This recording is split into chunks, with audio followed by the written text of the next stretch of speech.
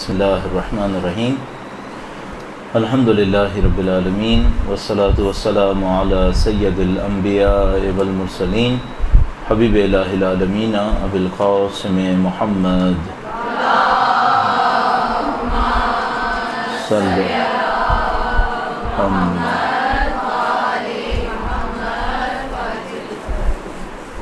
وعلی آلہ الطیبین الطاہرین سیما بقیۃ اللہ فی الارضین قال اللہ تعالی فی کتابہ الکریم بسم اللہ الرحمن الرحیم ونرید ان نمن علی الذین استضعفوا فی الارض ونجعلہم ائمہ ونجعلہم الوارثین۔ وقت کے امام کے حضور ادائے احترام کے لیے، ان کے ظہور کی تعجیل کی دعا کے لیے درود بھیجیں محمد و آل محمد پر۔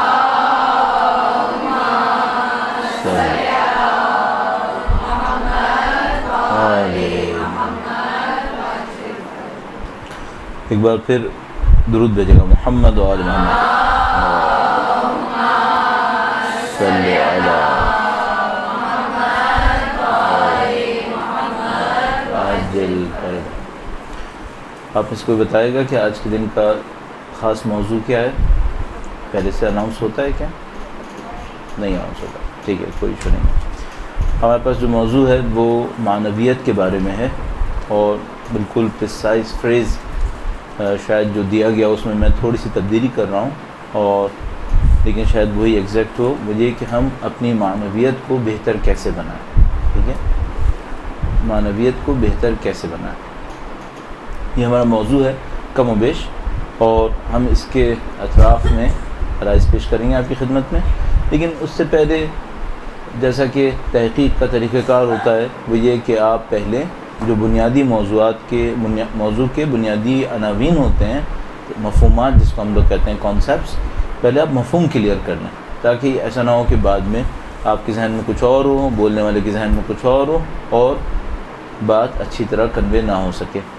تو اس میں سب سے پہلا موضوع یہ آئے گا کہ ہم معنویت کہتے کسے ہیں، معنویت ہے کیا؟ بہت دفعہ ایسا ہوتا ہے کہ افراد ایک ہی لفظ استعمال کر رہے ہوتے ہیں اور مختلف لوگ اس لفظ سے مختلف مفاہیم لے رہے ہوتے ہیں۔ جیسے معمولاً آج کے زمانے میں، آج کی سیاسی زمانے میں جمہوریت کا لفظ ہوتا ہے، سب لوگ جمہوریت کہہ رہے ہوتے ہیں۔ 150 پونے 200 ملک جمہوری نظام کے اوپر چل رہے ہوتے ہیں، ہر ملک کا نظام علیحدہ ہوتا ہے، سب کہہ رہے ہوتے ہیں ہم جمہوریت۔ تو ہمیں دیکھنا ہوتا ہے کہ جس کی ہم بات کر رہے ہیں معنویت، اس معنویت کو آپ اور میں کیسے بیان کرتے ہیں۔ تو مثال کے طور پر فرض کرنے کوئی آدمی یہ کہے کہ بھائی میں ایک آدمی سے ملا، وہ بڑا معنوی آدمی تھا، اور اس سے پوچھیں بھائی وہ معنوی آدمی تھا تو اس کی خاص بات کیا تھی؟ تو انہوں نے کہا کہ اس کی خاص بات یہ تھی کہ اس نے پوری زندگی کبھی گندم نہیں کھایا تھا۔ انہوں نے کہا بھائی یہ معنوی آدمی تھا۔ اچھا، اب ظاہر ہے کہ اس کے اوپر سوال اٹھ سکتا ہے کہ اگر وہ گندم نہ کھا کر بہت معنوی آدمی تھا تو اللہ کے رسول نے گندم کیوں کھائی؟ قطعاً اللہ کے رسول نے گندم کھائی۔ گندم نہ کھانا معنویت ہو تو پھر اللہ کے رسول نعوذ باللہ تعالی کیا ان سے بڑھ کر کسی کی معنویت ممکن ہے؟ تو آپ کو یہ سوچنا ہوتا ہے۔ مثلا فلاں آدمی بہت معنویت کا آدمی ہے، جب آپ اس کو ملیں گے عبادت میں مشغول ہوگا، دنیا میں کبھی کسی کام کاج کسی چیز میں مشغول نہیں ہوتا، صرف عبادات میں مشغول ہوتا ہے، اہل معنویت۔ تو انسان سوچتا ہے کہ بھئی اگر یہ اہل معنویت ہے تو ہمارے پاس جو ہمارے ائمہ کھیتوں میں کام کرتے تھے وہ کیوں کام کرتے تھے؟ اللہ کے رسول تجارت کرتے تھے تو وہ کیوں تجارت کرتے تھے؟ اگر معنویت کا مطلب یہ ہو کہ میں عبادتیں زیادہ کروں، اتنی زیادہ عبادتیں کروں کہ مجھے کھانے پینے کی کوئی پرواہ نہ ہو، میں کام کسب کار معیشت کسی چیز سے میرا کوئی تعلق نہ ہو، تو اس معنویت پہ اہل بیت اطہار علیہ السلام کیوں نہیں گئے؟ نعوذ باللہ تعالیٰ اگر یہ معنویت ہے تو آپ کو ہمیں بہت اچھی طرح دیکھنا ہوتا ہے معنویت کسے کہتے ہیں۔ ممکن ہے کوئی یہ کہے کہ بھئی میں نے فلاں آدمی کو دیکھا اور وہ آدمی جو دعا کرتا ہے پوری ہو جاتی ہے، اس کا مطلب اہل معنویت ہے، مستجاب الدعویٰ ہے، مستجاب الدعویٰ ہے، اس کا مطلب یہ کہ جب بھی کوئی دعا کرتا ہے وہ دعا پوری ہو جاتی ہے، اس کا مطلب یہ اللہ کے بہت نزدیک ہے۔ تو ہمیں سوچنا پڑتا ہے کہ بھئی ہمارے پاس واقعات ایسے موجود ہیں جس میں فلاں شخص نے کوئی فلاں کام کیا، جو دعا مانگتا تھا پوری ہو جاتی تھی، بعد میں پتہ چلا کہ وہ ایک طرح کا کرپشن کر رہا تھا، فراڈ کر رہا تھا، جو نہیں تھا وہ دکھا رہا تھا، وہ ایسا تھا نہیں اصل میں۔ یا مثلا ہمارے پاس روایات کے اندر چیزیں مشہور ہیں کہ بھئی وہ فلاں آدمی تھا اس کی ہر بات پوری ہو جاتی تھی، اپنے زمانے کے نبی کے خلاف دعا کرنے لگا، محروم رہ گیا اپنے اس صلاحیت سے۔ تو بھئی اگر وہ اتنا ہی اچھا آدمی تھا اور اس کی ہر دعا پوری ہوتی تھی تو اس نے اپنے زمانے کے نبی کے خلاف محاذرائی کی کیوں تھی؟ تو اگر اس صلاحیت کے ہونے کا مطلب معنویت ہے تو یہ کیسی معنویت ہے جو نبی کے خلاف بھی استعمال کرنے کی کوشش کر لیتا ہے؟ تو آپ کو اور مجھے بہت اچھی طرح دیکھنا پڑتا ہے کہ بھئی جس معنویت کو میں اور آپ چاہ رہے ہیں وہ معنویت در حقیقت کیا ہے، اور اس کو پھر ہمارا ٹاپک یہ ہوگا کہ اس معنویت کو کیسے حاصل کیا جا سکتا ہے۔ اس کے درمیان میں ایک اور چیز بھی آئے گی، وہ یہ کہ کیوں حاصل کیا جائے، کیا معنویت حاصل کرنا ضروری ہے؟ تو ہمارے پاس 2-3 ٹاپکس بن جائیں گے۔ پہلی بات تو یہ کہ معنویت ہے کیا، دوسری بات یہ کہ کیوں حاصل کی جائے، تیسری بات یہ ہے کہ یہ کیسے حاصل کی جائے، اور اس کے ساتھ ساتھ پھر اس میں یہ بھی آ جائے گا کہ اس کو مضبوط کیسے بنایا جائے، اس کو بہتر کیسے بنایا جائے۔ تو ان 3-4 باتوں پہ ہمارا اس پیش کریں گے۔ ایک بار پھر درود بھیجے گا محمد و آل محمد۔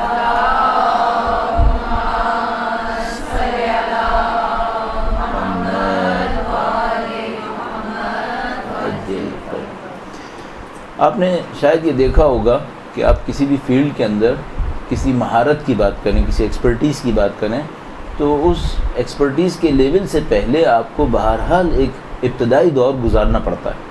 تو مثلا اگر آپ کسی سے کہیں کہ بھئی مجھے نیوکلیر فزکس کے بارے میں کچھ بتاؤ، تو وہ آپ سے پوچھ سکتا ہے کہ یہ بتاؤ تمہیں فزکس کے بارے میں پتہ کیا ہے، کچھ ابتدائی معلومات ہے بھی یا نہیں ہے۔ مثلا آپ نے کسی سے کہا کہ بھئی یہ بتاؤ یہ عمارتیں کیسے بنتی ہیں، تو آپ سے کہے گا کہ بھئی تھوڑا بہت یہ بتاؤ کہ آرکیٹیکچر کے بارے میں جانتے ہو کچھ مثلا انجینئرنگ کے بارے میں کچھ پتہ ہے تو میں تم کو کچھ بتاؤں۔ تو اسلام میں یہ ٹاپک آتا ہے کیا؟ ہاں آتا ہے، کہ اسلام میں پہلے آپ کو کچھ پتہ ہونا چاہیے تاکہ پھر اس کے بعد آگے جا کر آپ اس کے اوپر محنت کر سکیں۔ اچھا وہ کیا پتہ ہونا چاہیے؟ پتہ یہ ہونا چاہیے کہ دین اسلام کی جو اہم ترین بنیاد ہے وہ بنیاد ہے کیا۔ اور یہ جو میں اور آپ سوسائٹی کے اندر بہت متضاد رویہ بعض اوقات دیکھتے ہیں، ایک آدمی نمازیں بہت پڑھتا ہے اتنا ہی فاسد بھی ہے، ایک آدمی دیکھتے ہیں دینی کاموں کے اندر بہت آگے ہے اتنا ہی لوگ اس سے بیزار بھی ہیں۔ تو اس کی وجہ کیا ہوتی ہے؟ اس کی وجہ یہ ہوتی ہے کہ اس نے دین کی کسی ایک حصے کو لیا ہوا ہوتا ہے، باقی حصے کو جانتا ہی نہیں، باقی حصے سے محروم رہ جاتا ہے۔ اس کا مطلب کیا ہے؟ دین کی عمارت اس کے دماغ میں صحیح نہیں بنی ہے۔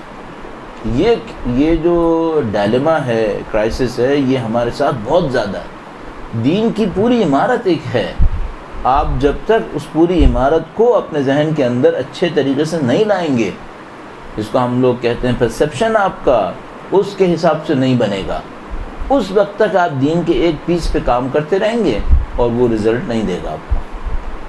تو بقول شہید مطہری کے ایسا ہو جائے گا کہ آپ کا ہاتھ، سیدھے ہاتھ جو ہے وہ 3 فٹ لمبا ہو گیا اور الٹا ہاتھ 1.5 فٹ کا رہ گیا، ایک حصہ آپ کا پتہ نہیں کہاں پہنچ گیا، بے انتہا دعائیں کی جا رہے ہیں، بے انتہا نمازیں پڑھے جا رہے ہیں، اور یہ نہیں سوچ رہے کہ بھائی ہمسایہ بھی تو ہوتا ہے، دین میں یہ بھی تو ہوتا ہے۔ تو آپ سب سے پہلے یہ دیکھیں کہ بھائی یہ معنویت تو ہم ابھی عرض کر دیں گے، اس سے پہلے کیا چاہیے؟ اس سے پہلے یہ چاہیے کہ آپ نے کائنات کو دیکھا کیسے۔ اس کو ہم کیا کہتے ہیں؟ اس کو ہم کہتے ہیں عقائد۔ عقیدہ تو صحیح بنائیں پہلے۔ مثلا عقیدہ صحیح میں کیا ہوگا؟ اصلا عقائد جس کو میں اور آپ پڑھتے ہیں، عقائد ہیں کیا؟ اگر میں ایک جملے میں اس کو عرض کرنے کی کوشش کروں، عقائد کوئی رٹنے رٹانے والی چیز نہیں ہے، آپ کو پتہ ہے۔ عقائد کچھ حقیقتیں ہیں جن کو آپ نے کشف کرنا ہے۔ مثلا آپ میں سے کچھ لوگ کے جو تھوڑا بہت سائنس وغیرہ کو سنتے رہتے ہیں، سبھی سنتے رہتے ہیں، وہ یہ کہ بھئی کسی نے گریوٹی کو جاننے کی کوشش کی، مثلا نیوٹن نے گریوٹی کو سمجھا، یا مثلا آئنسٹائن نے گریوٹی کے رولز بنائے، تو یہ جب تک انہوں نے نہیں سمجھا تھا تو گریوٹی نہیں تھی کیا؟ تھی، کوئی مسئلہ ہی نہیں۔ جب تک گیلیلیو نے نہیں سمجھا تھا کہ زمین سورج کے گرد گھومتی ہے تو کیا نہیں گھوم رہی تھی؟ یہ جو کرتے ہیں کیا کرتے ہیں؟ یہ حقائق کو کشف کرتے ہیں۔ یہ جو دین کے عقائد ہیں یہ کیا ہیں؟ یہ وہ حقیقتیں ہیں جس کو کشف کرتے ہیں یا جان کر انبیاء اور ائمہ ہمیں بتاتے ہیں، ایجاد نہیں کرتے، کشف کرتے ہیں، جانتے ہیں، دیکھا ہے انہوں نے، اس کے بعد ہمیں بتا دیتے ہیں۔ مثلا خدا نے متعال ایسا ہے، یہ ایجاد کیا ہے؟ نہیں، کشف کیا ہے، جانا ہے، خود دیکھا ہے، ہمیں بتا دیا۔ سارے دین کے عقائد در حقیقت حقائق ہیں جو ہمیں پتہ چل رہے ہیں۔ قیامت ہے، اچھا اگر دنیا کے سارے لوگ قیامت نہ جانتے ہوں، نعوذ باللہ، تو کیا قیامت نہیں ہوگی؟ قیامت تو پھر بھی ہوگی، قیامت تو ہے۔ تو یہ عقائد کیا ہوتے ہیں؟ یہ حقائق ہوتے ہیں، حقیقتیں ہوتی ہیں۔ آپ ان حقیقتوں کو جتنا اچھا سمجھ جائیں گے، آپ اپنی زندگی میں زیادہ اچھی زندگی گزار پائیں گے۔ اگر آپ کو میڈیکل سائنس کی حقیقتیں پتہ چل جائیں تو آپ صحت مند ہوں گے۔ اگر آپ کو فزکس کے حقائق سمجھ میں آ جائیں، آپ کا کنٹرول میٹیریل باڈیز کے اوپر بڑھ جائے گا، میٹیریل فینومیناز کے اوپر بڑھ جائے گا۔ تو آپ نے اے سیز لگا لیے، باہر ٹیمپریچر کچھ اور تھا، اندر آپ نے ٹیمپریچر یہ کر لیا، یہ آپ نے کیسے کیا؟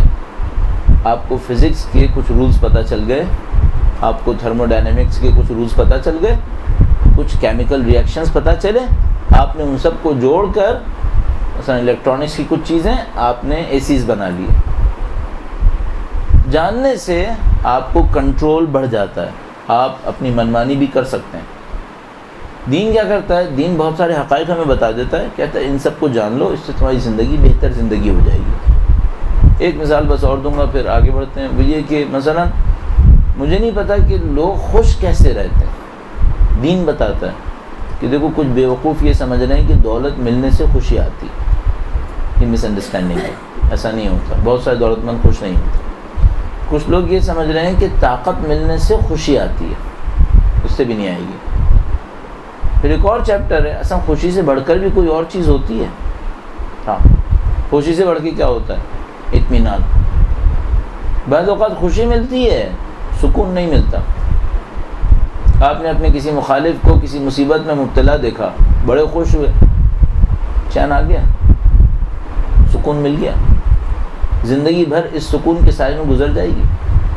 نہیں، 2 دن بعد پھر وہیں کے وہیں۔ اس کو مصیبت میں دیکھ کر شاید جز وقتی کچھ بقول خواتین کے کلیجے کو ٹھنڈک مل گئی ہو، لیکن اس کے بعد کچھ نہیں ہے، آپ تو وہیں ہیں۔ بالکل ایسے جیسے آپ نے کوئی ویڈیو گیم کھیلا اور اس میں دشمن کے 25 جہاز گرا دیے۔ اچھا صاحب، گیم ختم ہو گیا، اب کیا ہوا؟ کچھ بھی نہیں، وہیں کی وہیں زندگی۔ تو دین کیا کرتا ہے؟ دین حقائق دیتا ہے، حقیقتیں دیتا ہے، کہتا ہے حقیقتیں سمجھو، اس پہ زندگی گزارو۔ جتنا آپ اچھا سمجھیں گے آپ کی زندگی اچھی بسرے گی۔ ٹھیک ہے؟ اب معنویت کیا ہے؟ معنویت کو کیسے ڈیفائن کریں؟ تو مثال کے طور پر ہم معنویت کہیں گے کہ خدا کے زیادہ نزدیک ہو جانا، مثال کے طور پر۔ کیونکہ اگر بھائی خدا کے زیادہ نزدیک ہو جائیں، یہ معنویت ہے، یہ تو قربتاً الی اللہ کا ترجمہ ہوا ہے۔ وہی جو قربتاً الی اللہ آپ نے کہا تھا اس کا ترجمہ ہو گیا۔ اس میں اور معنویت اور اس میں تو پھر کوئی فرق نہیں ہوا، وہی قربتاً الی اللہ ہے، آپ نماز پڑھتے ہیں، قربتاً الی اللہ، اللہ کے نزدیک ہونا، پھر تو یہ معنویت وہی ہو گیا ہی۔ تو ہم کہتے ہیں نہیں، تھوڑا سا اور فرق بھی ہے، وہ کیا ہے؟ اب معنویت کو ڈیفائن کرنے کی طرف جاتے ہیں۔ جو بھی کچھ کائنات میں ہے، ایک تقسیم کے مطابق 2 قسم کا ہے، یا مادی ہے یا غیر مادی ہے۔ میں معنوی نہیں کہہ رہا، غیر مادی کہہ رہا ہوں۔ یا مادی ہے میٹیریل، جیسے یہ میٹیریل ہے اور میری اور آپ کی باڈی میٹیریل ہے۔ دنیا میں جو کچھ ابھی اس وقت مثلا ہم اپنی مادی آنکھوں سے دیکھ رہے ہیں، سب میٹیریل ہے، مادی آنکھیں مادی چیزیں دکھاتی ہیں۔ کیا اس کے علاوہ بھی کچھ ہے؟ غیر مادی بھی ہے۔ اچھا، اس کمرے کے اندر، اس ہال کے اندر غیر مادی چیزیں ہیں اس وقت؟ آپ کہیں گے گیس مادی ہے یا غیر مادی ہے؟ یہ تو مادی ہے، بالکل مادی ہے، ایٹم مادی ہے، سیلز، ایٹمز سب کے سب میٹیریل ہیں، یہ نان میٹیریل نہیں ہے۔ تو مثلا اس کمرے کے اندر جو ہوا ہے، فضا ہے، حتیٰ آواز کی لہریں، یہ بھی میٹیریل ہے۔ تو غیر مادی کون سا ہے؟ تو مثلا مجھے پوچھنا پڑے گا وہ یہ کہ کیا ہمارے ساتھ اس کمرے میں کچھ فرشتے ہوں گے؟ ہونے تو چاہیے۔ کم سے کم 2 ریکارڈر وہ تو ساتھ چلتے رہتے ہیں. البتہ اس کا ترجمہ ہمیں دیکھنا پڑے گا ہوتا کیا ہے اس کا مطلب. لیکن فرض کر لیتے ہیں کہ کم سے کم وہ 2 کرامن کاتبین وہ تو ہونے چاہیے. تو چلو کم سے کم یہ پتہ چل گیا کہ جتنی مادی افراد یہاں موجود ہیں ان سے 3 گنا غیر مادی چیزیں بھی موجود ہیں. 3 گنا کیوں؟ ایک تو ہر مادی کے ساتھ اس کی روح بھی لگی ہوئی ہے, ایک تو وہ ہو گیا, پھر اس کے 2 فرشتے کم سے کم از کم. تو ہر ایک باڈی کے پیچھے 3 غیر مادی چیزیں تو ویسے ہی ثابت ہو گئی ہیں. اچھا نہیں معلوم یہاں پہ علم دینے والے فرشتے بھی ہوں گے, رزق دینے والے فرشتے بھی ہوں گے, پتہ نہیں کیا کچھ ہوگا یہاں پر. ہم کیا کہہ سکتے ہیں کیا کیا ہوگا؟ وہ سب بھی ہوگا. اس کا مطلب غیر مادی چیزیں کافی ہوں گی یہاں پہ. صحیح ہے. اچھا اب کچھ لوگ ہیں جن کی زندگی کا سارا ہدف مادیات ہے, مادی خوشی, مادی غم, پیسہ بھی, دولت بھی, جتنا کچھ سوچتے سمجھتے ہیں مادے کو دیکھتے ہیں, مادے کے پیچھے بھاگتے ہیں, وہی ان کو سمجھ میں آتا ہے, وہی ان کو دکھائی دیتا ہے. یہ افراد ہو گئے مادی افراد. کچھ لوگ ایسے ہیں جن کو دنیا کی کسی مادی چیز سے کوئی غرض نہیں ہے جب تک اس کا معنوی پہلو نہ ہو. یعنی وہ یہ کہتے ہیں بھائی یہ کھانا میرے لیے بیکار ہے, تو بھائی پھر کھانا مت کھاؤ. کہتے نہیں کھانا تو کھانا پڑے گا. کیوں؟ کھانا کھاؤں گا تو میرا جسم چلے گا, لیکن جسم میرے لیے بیکار ہے تو جسم پھینک دو. یعنی نہیں جسم تو رکھنا پڑے گا. کیوں؟ جسم ہوگا تو اللہ کی بندگی کروں گا. جب خدا جسم لے لے گا پھر کیا کرو گے؟ پھر جب اس طرح لے لے گا اس طرح بندگی کروں گا. ابھی تو خدا نے دیا ہے تو لے کے چلنا پڑے گا. تمہیں مادی چیزیں چاہیے نہیں چاہیے؟ پیسہ چاہیے نہیں چاہیے؟ ہاں چاہیے. کیوں؟ اللہ کا حکم ہے. اس کو پسند نہیں ہے کوئی مادیات میں دوسروں کا محتاج. اس کو لینے والا ہاتھ پسند نہیں ہے, اس کو دینے والا ہاتھ پسند ہے. ہر چیز مادی کو بھی معنوی میں دیکھتا ہے. جنگ لڑو گے؟ ہاں لڑوں گا.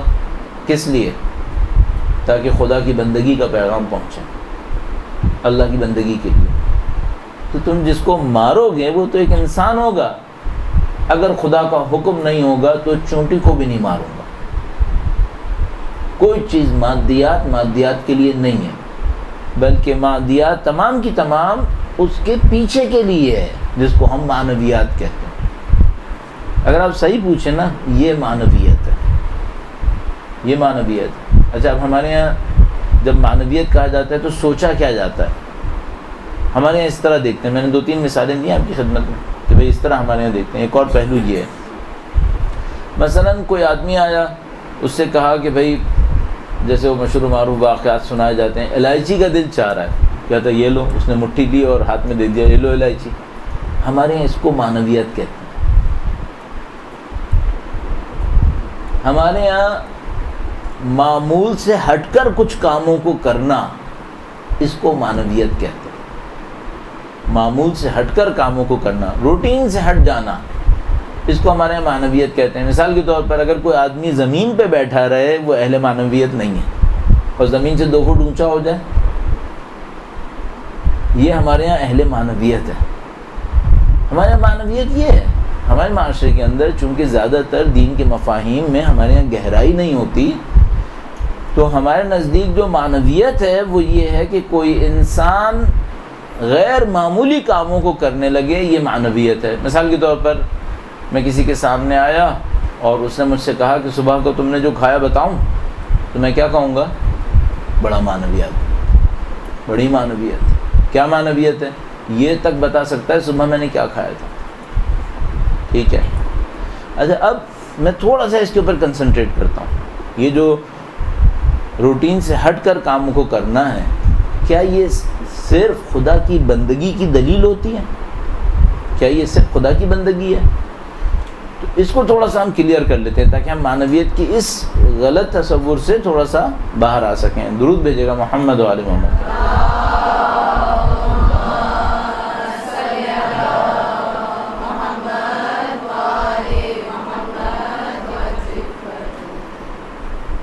ماہرین فن کے واقعات بہت مدد دیتے ہیں. آپ نے یقیناً یقیناً نہیں، لیکن بے گمان کبھی آپ نے وہ کتاب پڑھی ہوگی، پھر میں نے خدا کو پا لیا، پہلے پھر اس نے خدا کو پا لیا تھا، پھر جو دوبارہ چھپی تو پھر میں نے خدا کو پا لیا لکھا تھا. تو اس میں واقعہ لکھا ہے کہ رجب علی خیاط کسی عارف کے پاس گئے جو ایک پہاڑی کے اوپر تھے. ان سے پوچھا تم کیا کر رہے ہو؟ تو انہوں نے ایک پتھر اٹھایا اور اس پتھر کو ناشپاتی میں تبدیل کر دیا اور وہ ہاتھ میں پکڑا دیا مثال کے طور پر کہ میں یہ کر رہا ہوں. تو انہوں نے اس پتھر کو دوبارہ، ناشپاتی کو دوبارہ پتھر بنایا رجب علی خیاط نے، اور دوبارہ ان کے ہاتھ میں پکڑایا اور کہا کہ یہ تو جادو ہے. یہ بتاؤ اللہ کی بندگی میں کیا کرو. اچھا، یہ جو جن کو ہم اہل معنویت کہتے ہیں وہ ان چیزوں کو کیسے دیکھتے ہیں؟ ایسے دیکھتے ہیں، کہتے ہیں یہ تو جادو ہے.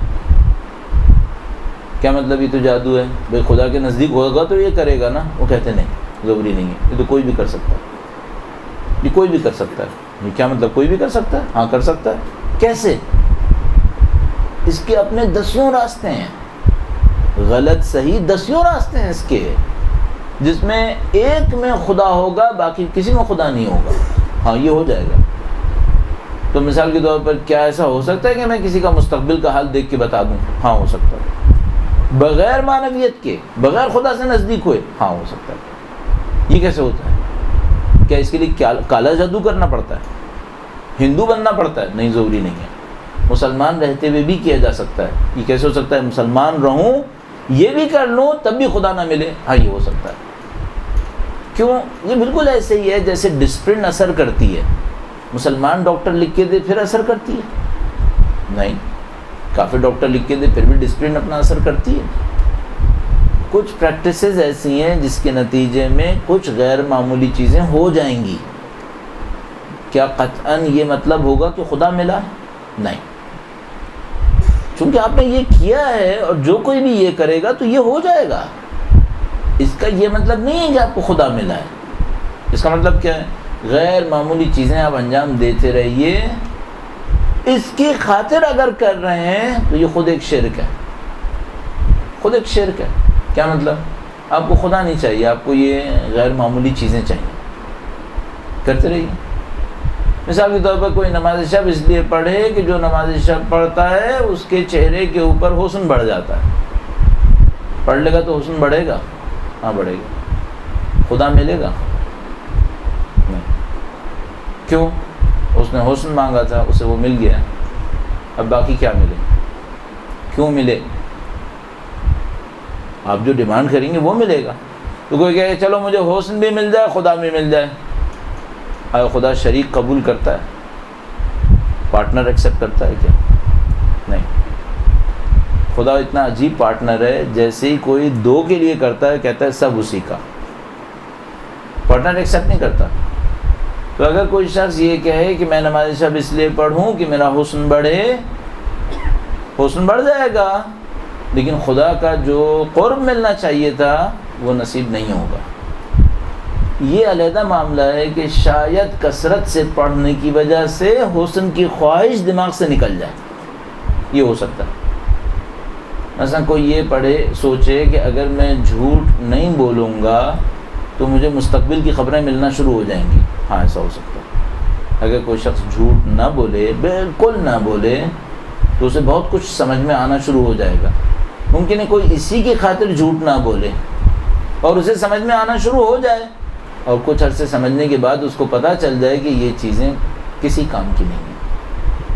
اگر مجھے پتہ چل بھی گیا کہ ایک آدمی 50 سال میں مرے گا یا 52 سال میں، فائدہ کیا ہوا؟ مجھے کیا ملا؟ مجھے پتہ چل گیا کہ یہ چیز اس نے کتنے کی خریدی ہے، پھر میں اسے سستے میں لے لوں گا تو چند پیسے بچا کے مجھے کیا ملا؟ کچھ عرصے کے بعد ممکن ہے اس کی اورینٹیشن چینج ہو جائے، پرسیپشن چینج ہو جائے، اس کی زندگی کا ہدف تبدیل ہو جائے. یہ ایک علیحدہ معاملہ ہے. لیکن اگر وہ اسی کے لیے زندگی گزارتا رہا پھر یہ معنویت نہیں ہوگی. جو آپ سے عرض کرنا چاہ رہا ہوں وہ یہ کہ غیر معمولی کاموں کو انجام دینا معنویت نہیں ہے.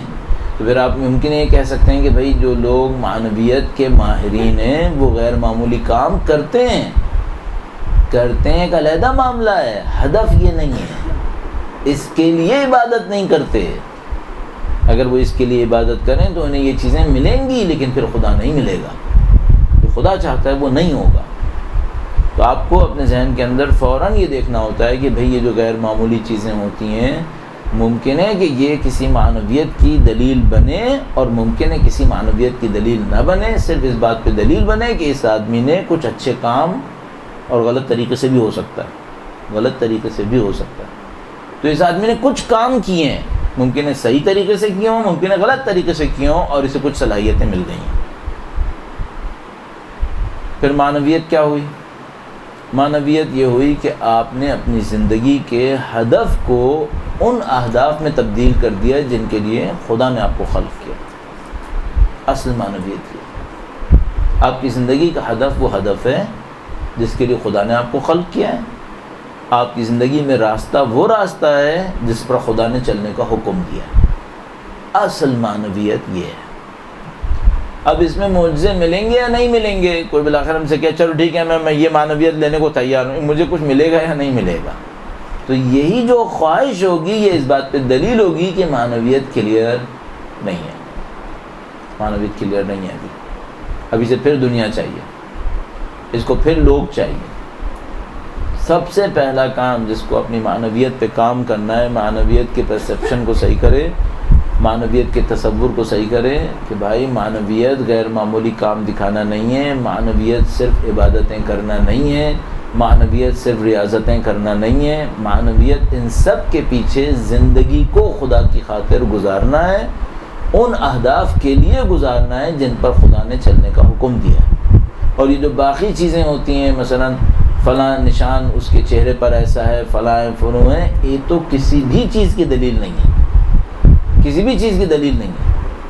اس کی وجہ یہ ہے کہ یہ کوئی انسان لکڑی لے کر ہی اپنے سر پہ کھرچنا شروع کر دے تو نشان بن جائے گا، یہ تو کوئی چیز دلیل ہے ہی نہیں۔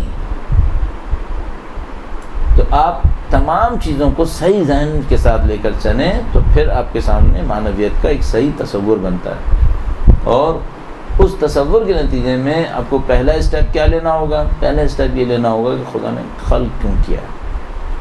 پہلا کام یہاں سے شروع کیجیے گا۔ اب یہاں پہ ایک غلطی ہوتی ہے جو اکثر لوگوں سے ہو جاتی ہے، وہ میں آپ کی خدمت میں عرض کروں گا۔ ممکن ہے آپ کے ذہن میں آئے کہ ہم غلطیوں کو بتانے میں کیوں اتنا وقت لگا رہے ہیں، یہ مس کنسیپشنز، غلط فہمیاں صحیح ہو جائیں تو پھر معنویت اتنی واضح ہے کہ اسے بتانے کی بھی ضرورت نہیں ہے۔ اگر صرف یہ غلط فہمیاں صحیح ہو جائیں تو آپ کے لیے اور کوئی کام نہیں بچے گا۔ پھر آپ کو سمجھ میں آتا ہے بہت آسانی سے کہ بھئی معنویت کسے کہیں گے، بس معنویت یہ نہیں ہے، یہ نہیں ہے، یہ نہیں ہے، باقی کیا ہے؟ باقی یہ کہ آپ اللہ کے بندے بنیں، جو خدا چاہتا ہے وہ کریں، اور خود بخود آپ کی زندگی میں وہ تبدیلیاں آتی ہیں جس کو آپ معنویت کہتے ہیں۔ وہ تبدیلیاں کیا ہوتی ہیں وہ بھی میں ابھی آپ کی خدمت میں عرض کروں گا، جس کو آپ چیپٹر کا اس ہیڈنگ کے تحت ڈال سکتے ہیں۔ معنویت کی علامتیں کیا ہوتی ہیں؟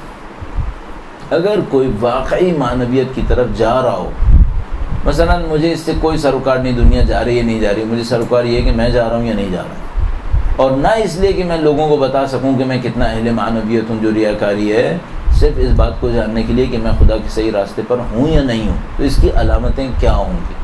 تو ہم اس طریقے سے دیکھتے ہیں، اس غلط فہمی کو میں دور کرنے کی کوشش کرتا ہوں۔ درود بھیجے گا محمد و آل محمد صلی اللہ علیہ وسلم۔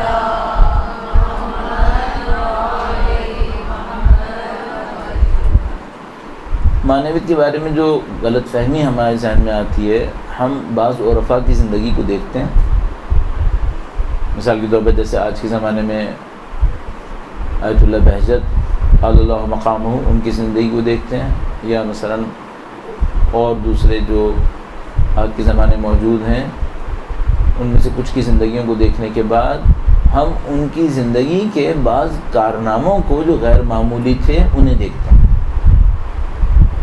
خواہش ہمارے ذہن میں یہ ابھرنے لگتی ہے، کاش ہم ان کے جیسے ہوتے، کاش ہم ان کے جیسے ہوتے تو کیا ہوتا؟ تو جس طرح آیت اللہ بہجت کسی کو دعا کر دیتے ہیں اور اس کی مشکل حل ہو گئی، کاش ہم بھی ایسے ہو جاتے۔ ایک بار پھر نظر کس طرف ہے؟ ان کارناموں کی طرف ہے۔ صحیح کو آیت اللہ بہجت سے پوچھے کہ اگر مجھے یہ حاصل کرنا ہو کہ میں جو دعا کروں پوری ہو جائے تو مجھے کیا عبادت کرنی چاہیے، تو وہ آپ کو کیا مشورہ دیں گے؟ سب سے پہلے مشورہ دیں گے کہ یہ طے کر لو کہ عبادت کرنی ہے یا وہ چیزیں چاہیے۔ آپ کو بندہ بننا ہے. عبادت کا مطلب کیا ہوتا ہے؟ اللہ کا بندہ. آپ کو بندہ بننا ہے. سب سے بڑی معنویت یہی ہے، خدا کا بندہ بنو. اچھا یہ چیزیں ملیں گی یا نہیں ملیں گی؟ تو میں کیا سروکار ہوں چیزوں سے؟ کیوں چاہیے؟ کیا کرنا ہے ان سب کا؟ اس کا مطلب یہ ہے کہ کوئی گلیمر ہے پیچھے اپنے دماغ کے اندر، ایسا ہو جائے کاش. ہم نہیں سمجھ پا رہے دین کو. اصل معنویت وہی بندگی ہے. آپ اپنی زندگی میں بندگی بننے کی کوشش کریں. اچھا یہ جو بندہ بننے کی کوشش کریں، اس کے لیے کیا کریں؟ میں نے عرض کیا پہلا کام یہ کریں، زندگی کے اہداف کو سمجھیں. خدا نے کیوں خلق کیا؟ خدا ہم سے کیا چاہتا ہے؟ اچھا اس کے لیے دینی تعلیم حاصل کریں یا نہ کریں؟ مثلا قوم نجف جائے بغیر اہل معنویت ہو سکتے ہیں یا نہیں ہو سکتے؟ ہاں ہو سکتے ہیں. اگر علم بھی ہو وہ بہت اچھا ہے، اور اچھا ہے. لیکن اگر کوئی بغیر قوم نجف جائے چاہے کہ معنویت حاصل کرے تو کیا کرے؟ ایک جملے میں اپنی شرعی ذمہ داریوں کو پورا کرے، جو بھی ہو اسے پورا کرے. یہ معنویت ہے. مثلا موچی اہل معنویت ہو سکتا ہے؟ ہاں بالکل ہو سکتا ہے. حتیٰ ان اسٹینڈرڈز پر جس کو ہم لوگ معنویت کہتے ہیں، ایسے موچی تھے جو اہل معنویت تھے. ہماری اسٹینڈرڈ معنویت کا کیا تھا؟ غیر معمولی کام کرنا. تو ایسے موچی تھے. درزی ہو سکتا ہے؟ ہاں ہو سکتا ہے. کپڑے بیچنے والا؟ ہاں ہو سکتا ہے. عالم ہو سکتا ہے؟ بالکل ہو سکتا ہے. عالم بھی ہو سکتا ہے. زندگی کے ہر فیلڈ کا انسان اہل معنویت ہو سکتا ہے. ہاں بالکل ہو سکتا ہے. کیا کرے؟ جو خدا نے ذمہ داری رکھی انہیں پورا کرے. جس وقت جو کچھ خدا مانگے وہ کر دے بس. کبھی خدا ہم سے نماز مانگتا ہے، نماز پڑھو. کبھی خدا ہم سے جہاد مانگتا ہے، جہاد کرو. کبھی خدا ہم سے بھوک مانگتا ہے، بھوکے رہ لو. کبھی خدا قربانی مانگتا ہے، قربانی دے دو. جو چیز جس وقت خدا مانگے وہ کرو. یہ معنویت ہے. اچھا یہ کون کرے گا؟ یہ وہ کرے گا جس کو پتہ چل جائے کہ میں بندہ خدا ہوں. بات پھر آگے بندگی کے اوپر. جتنا آپ اس بندگی کے تصور پر محنت کرتے چلے جائیں، آپ کی معنویت کے دروازے کھلتے چلے جائیں. بندگی کو سمجھنے کی کوشش کریں. جتنا آپ اور میں بندگی کی طرف جائیں گے، یعنی ہم یہ سوچیں گے میں خدا کا بندہ ہوں، مجھے وہ کرنا چاہیے جو خدا چاہتا ہے. جو خدا چاہتا ہے وہ کیا ہے؟ اس کو کرتے رہیں. یہ معنویت. اچھا یہ میں آپ کی خدمت میں عرض کرتا چلوں. معمولاً جو بہت بڑے بڑے نام ہیں اور آپ سنتے ہیں علم عرفان کے اندر، ان لوگوں نے کسی خاص موقع پر جب بندگی کرنا بہت مشکل تھا، انہوں نے بندگی کی ہے. تب ان کی اس معنویت کے دروازے کھل گئے جس کو ہم معنویت کہتے تھے. انہوں نے کسی خاص جگہ کے اوپر جہاں بندگی کرنا بہت سخت تھا، مزاج کے خلاف تھا، بہت بڑی قربانی چاہ رہا تھا، اس وقت انہوں نے کوئی بندگی کر کے دکھائی ہے. اس کے بعد ان کے اوپر معنویت کے دروازے کھل گئے. اچھا اب ممکن ہے کسی کے ذہن میں آئے کہ بھئی ہم نے بہت سارے لوگ دیکھے ہیں جنہوں نے بندگیاں کی ہیں اور ان پر معنویت کے دروازے نہیں کھلے. کیوں ایسا ہوا؟ ہم نے کوئی بندہ دیکھا جس نے بڑے حساس موقع کے اوپر کوئی بندگی کی ہے. اب یہ جملہ معترضہ کہتے ہیں ہم لوگ، بیچ میں جو جملہ ڈال دیتے ہیں وہ بھی ڈال دوں. بندگی میں بہت دفعہ کچھ کرنا نہیں ہوتا، کچھ نہ کرنا ہوتا. اصل بندگی میں بہت زیادہ کچھ کرنا نہیں ہوتا، کچھ ترک کرنا ہوتا. یعنی ثواب کرنا بندگی میں یہ بھی ہے، لیکن زیادہ تر بندگی جو سخت ترین بندگیاں ہوتی ہیں وہ کیا ہوتی ہیں؟ گناہ نہ کرنا. ثواب کرنا کم بندگی ہے، گناہ نہ کرنا بڑی بندگی ہے. تو ان لوگوں نے جو بڑا کام کیا ہوتا ہے جس کے بعد ان کے اوپر معنویت کے دروازے کھل جاتے ہیں، وہ کیا ہوتا ہے؟ وہ یہ ہوتا ہے کہ کسی موقع پر انہوں نے بندگی خدا میں کوئی گناہ ترک کر دیا ہوتا ہے. لہذا یہ جو معنویت کے مراحل بیان کرنے والے ہوتے ہیں، جیسے آیت اللہ آیت اللہ العظمیٰ بہجت فرماتے تھے تو وہ کہتے تھے کہ گناہ نہ کرنا سب سے اہم ہے، حتیٰ نیکی اور عبادت کرنے سے زیادہ اہم یہ ہے کہ گناہ نہ کرے۔ تو انسان اپنی زندگی میں پہلے اسٹیپ کے طور پر تو یہ رکھے کہ میری معرفت بڑھے۔ معرفت بڑھے کیا مطلب؟ میں چیزوں کو پہچانوں، خدا کون ہے، قیامت کیا ہے، آخرت کسے کہتے ہیں، میری زندگی کے احوال کیا ہیں۔ اچھا جو میں جتنے جملے آپ سے بول رہا ہوں نا، آپ سب لوگ اپنے اپنے ذہن کی مناسبت سے اس کے مختلف معنی لے رہے ہوں گے۔ خدا کیا ہے، آخرت کیا ہے، زندگی کے مراحل کیا ہیں، یہ جو تینوں جملات ہیں نا، یہ سب اپنے اپنے دماغ سے لے رہے ہوں گے۔ ہم سب کے ذہن میں خدا ہے، لیکن تھوڑا تھوڑا ڈیفرنٹ، تھوڑا تھوڑا مختلف۔ میرے ذہن میں ایک خدا ہے بہت بچکانہ سا، مثلا کسی عارف کے ذہن میں ایک خدا ہے بہت عجیب سا ہوگا میرے حساب سے۔ ان کے ذہن میں جو خدا ہوگا وہ معصومین کے مقابلے میں بہت سادہ سا ہوگا۔ ہم سب کے ذہن میں خدا ہے، لیکن ہر ایک کا اپنے اپنے حساب سے۔ ہم سب آخرت جانتے ہیں اپنے اپنے حساب سے۔ زندگی کے مراحل کو میں مروں گا تو یہ ہوگا، سب کا ایک جیسا ہے، سب کا اپنے اپنے حساب سے۔ سب سے پہلے کوشش کریں اس کو بہتر کرنا، خدا کی انڈرسٹینڈنگ، خدا کے بارے میں جو آپ جانتے ہیں وہ اچھا والا ہو، آخرت کے بارے میں جو آپ جانتے ہیں وہ بہتر ہو، زندگی کے مختلف سٹیجز، مرنے سے پہلے، مرنے کے بعد کے مختلف مراحل، ان کو بہتر سے بہتر کرتے چلے جائیں۔ ان کو بہتر کرنے کا فائدہ کیا ہوتا ہے؟ ان کو بہتر کرنے کا فائدہ یہ ہوتا ہے کہ ان کے مطابق زندگی گزارنا آسان ہو جاتا ہے۔ ایک جاہل کے لیے ایک گناہ چھوڑنا مشکل ہوگا، لیکن اگر کوئی واقعاً اہل علم ہوا اس کے لیے اس گناہ کو چھوڑنا آسان ہوگا۔ کیوں؟ اسے پتہ ہوگا اس گناہ کا کیا اثر ہونے والا ہے، وہ بیچارے جاہل کو شاید پتہ نہ ہو۔ آپ حتی الامکان کوشش کریں کہ یہ جو ریالٹیز ہیں، حقائق ہیں، یہ آپ کے سامنے واضح ہوں، تاکہ آپ جب معنویت کی طرف بڑھیں تو آپ کے لیے بندگی کرنا آسان ہو جائے۔ ایک اور کام بھی ہے، آپ کو یہ پتہ ہو کہ آپ کر کیا رہے ہیں۔ مثال میں عرض کرتا ہوں آپ کی خدمت میں، فرض کریں آپ نے بڑی لمبی ایک نماز شب پڑھ لی، 2 گھنٹے کی، خوب گڑ گڑا کے رو لیے، اچانک پیچھے سے ایک آواز آتی ہے، تمہیں چاہیے کیا ہے؟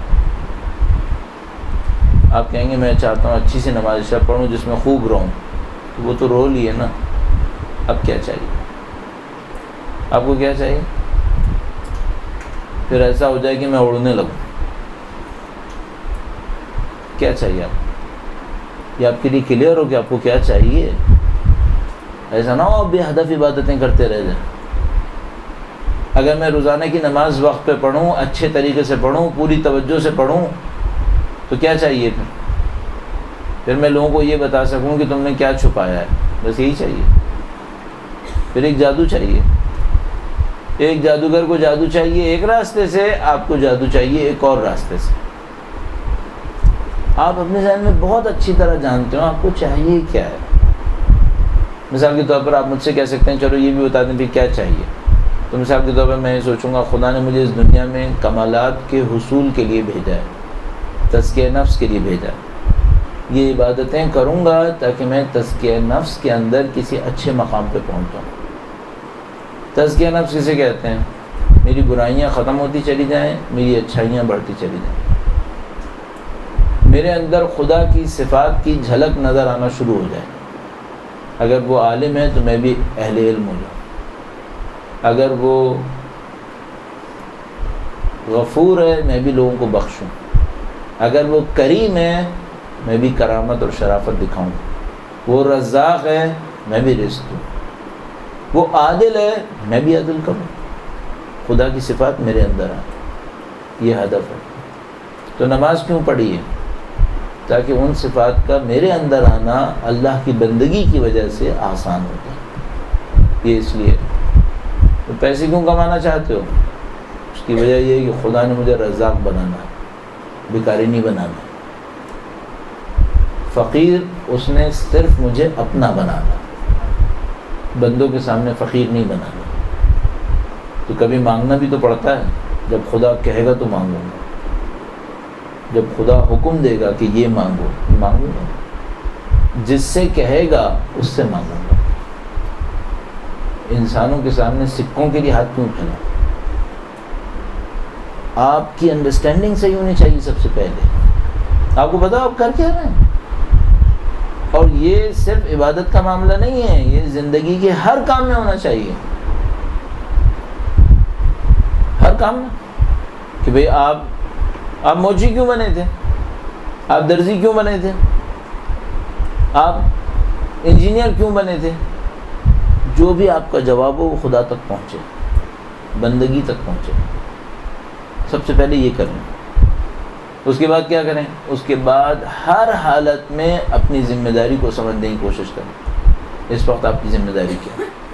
بولنا ذمہ داری ہے, چپ رہنا ذمہ داری ہے, گھر سے نکلنا ذمہ داری ہے, گھر میں بیٹھنا ذمہ داری ہے.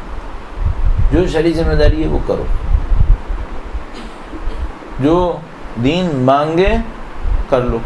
ما آتاکم الرسول فخذوہ وما نہاکم عنہ فانتہوا.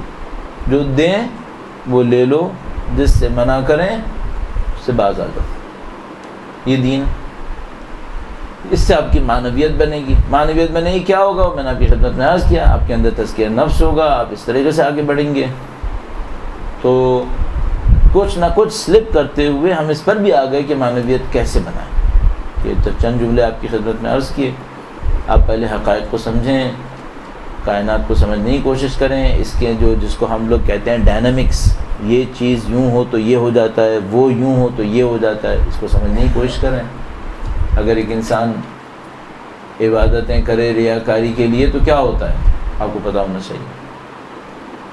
خلوص سے کرے تو کیا ہوتا ہے آپ کو پتہ ہونا چاہیے, تاکہ آپ اپنے حالات کو دیکھ کر ایک ڈاکٹر کی طرح سمجھ جائیں کہ بیماری کیا ہے, بھلائی کیا ہے. تو جتنا آپ اپنی انڈرسٹینڈنگ کے اوپر, اپنے علم کے اوپر, اپنی معرفت پہ محنت کرتے چلے جائیں گے, آپ کے لیے اس راستے کو اختیار کرنا آسان ہوتا چلا جائے گا. اور آپ اس راستے کے اوپر بڑھتے چلے جائیں گے, اور آپ کی معنویت یعنی خدا کا خود, کمال نفس, تہذیب نفس, خدا کی صفات آپ کے اندر آنا, یہ سب آپ کے ساتھ ہوتا چلا جائے گا. وہ کارنامے معجزے ملیں گے یا نہیں ملیں گے؟ بہتر ہے کہ دعا کریں کہ نہ ملیں. کیوں؟ کیونکہ پھر مس یوز کا چانس بڑھ جائے گا. کیا پتہ کس چیز میں استعمال کر گیا. بہتر ہے کہ نہ ہو. اچھا اگر ہو گیا تو کیا ہوا؟ پھر ڈرتے رہو کہ خدا کی خاطر ہی سب کچھ ہو, اور ایسا نہ ہو کہ غلطیاں ہو رہی ہیں. کیونکہ انسان کسی کو, خدا جب کسی انسان کو آزماتا ہے تو کسی کو دے کے آزماتا ہے, کسی سے لے کے آزماتا ہے.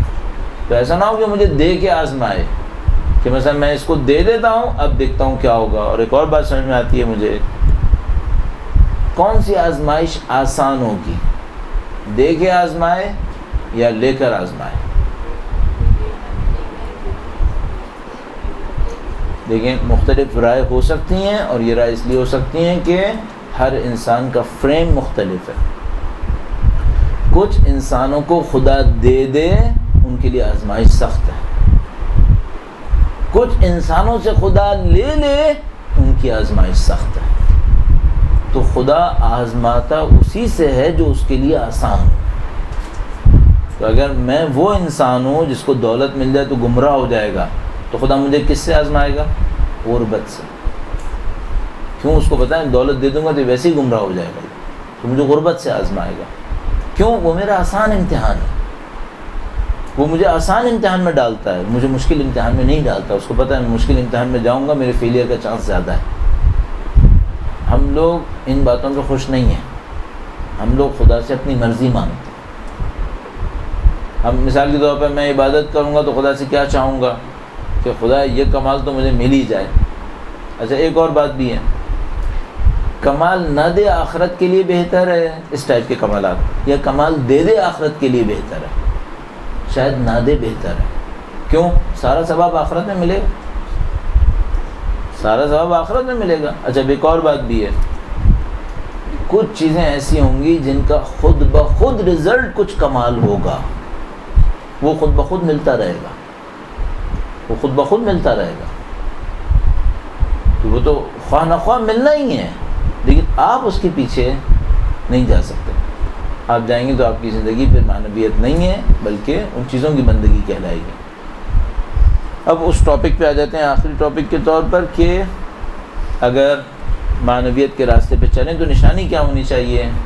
میں نے آپ کی خدمت میں عرض کیا، یہ جن کو ہم کمالات کہتے ہیں، یہ ہونا یا نہ ہونا کوئی نشانی نہیں ہے۔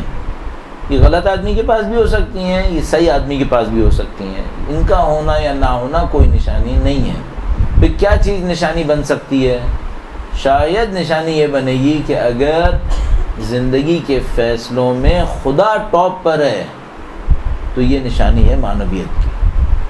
اگر آپ کی اور میری زندگی کے فیصلوں میں خدا سب سے اہم ہے، اس کا مطلب ہے ہم اس کی طرف بڑھ رہے ہیں۔ مثلاً کیسے خدا سب سے اہم ہے؟ وہ یہ کہ جب میں زندگی میں کسی راستے پر پہنچتا ہوں، جب مجھے فیصلہ کرنا ہوتا ہے یہ خدا کا راستہ یہ غیر خدا کا، تو میں کس کا انتخاب کرتا ہوں؟